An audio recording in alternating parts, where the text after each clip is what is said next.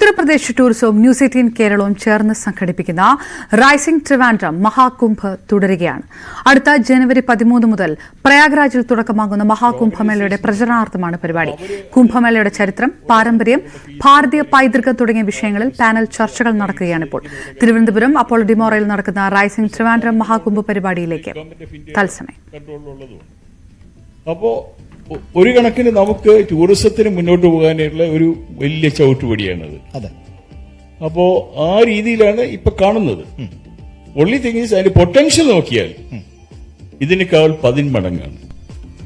ലോകത്തിൽ നമ്മളിപ്പോ കുംഭമേളയെ പറ്റി പറയല്ലോ, വേൾഡ്സ് ലാർജസ്റ്റ് പിൽഗ്രിമേജ് ആക്ടിവിറ്റിയാണ് കുംഭമേള എന്ന് പറയുന്നത്. വേൾഡ്സ് ലാർജസ്റ്റ് ആണ്. അത്രയും ഇൻഫ്രാസ്ട്രക്ചർ ക്രിയേറ്റ് ചെയ്യുന്ന it is not a joke. അപ്പൊ അതിനകത്ത് ഡെഫിനറ്റ് ആയിട്ടും പാളിച്ചകൾ ഉണ്ടാവും.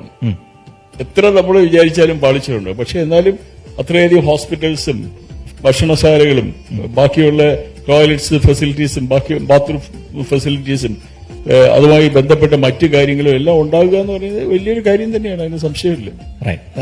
ബേബി സാർ, ഇവിടെ ഈ ടൂറിസത്തിന്റെ പല സാധ്യതകളെ കുറിച്ച് പറയുമ്പോൾ ഏറ്റവും ഒടുവിലായി സ്ലീപ്പിൻ ടൂറിസത്തിലേക്ക് വരെ എത്തിയിട്ടുണ്ട്. സ്വസ്ഥമായി കിടന്നുറങ്ങുക, അതിനുള്ള ഒരു സ്പേസ് കണ്ടെത്തുക, എങ്ങനെ ഉറങ്ങണം എന്ന് ഈ ടൂറിസത്തിന്റെ ഭാഗമായി നമുക്ക് ഗൈഡൻസ് നൽകും.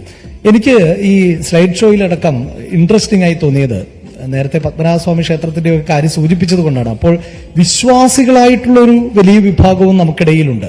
അവർ അതിന്റെ ഭാഗം കൂടിയായിട്ടാണ്. സാറ് തന്നെ സൂചിപ്പിച്ചു കഴിഞ്ഞു. അവിടെ ആ സ്നാനം ചെയ്യുമ്പോൾ സകല പാപങ്ങളും ഇല്ലാതാകുമെന്നുള്ളതാണ്. സാറിന്റെ പാപമൊക്കെ പോയോന്ന് എനിക്കറിയില്ല.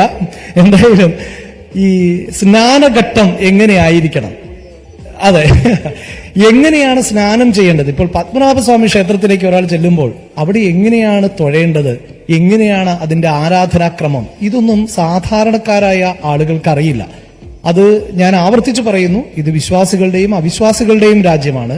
വിശ്വാസിയായിട്ടുള്ള ഒരാൾ ഒരു ക്ഷേത്രത്തിൽ ചെല്ലുന്നു, ഒരു ആരാധനാലയത്തിൽ ചെല്ലുന്നു, ഒരു ഇസ്ലാമിക ആരാധനാലയത്തിലാകട്ടെ ക്രിസ്ത്യൻ ആരാധനാലയത്തിലാകട്ടെ, ഓരോന്നിനും ഓരോ ക്രമങ്ങൾ.